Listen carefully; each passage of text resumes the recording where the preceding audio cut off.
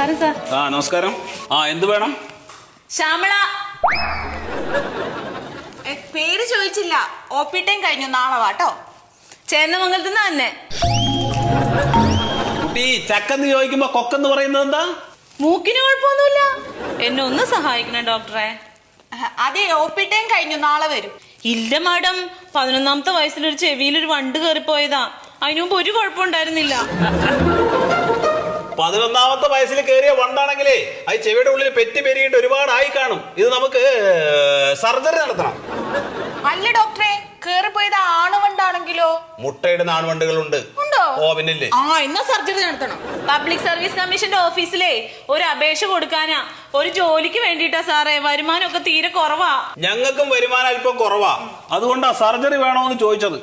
ഇല്ല സാറേ, ഈ കേൾവി കുറവുള്ളതുകൊണ്ടിട്ട് വന്ന ആലോചനയൊക്കെ മുടങ്ങിപ്പോയി.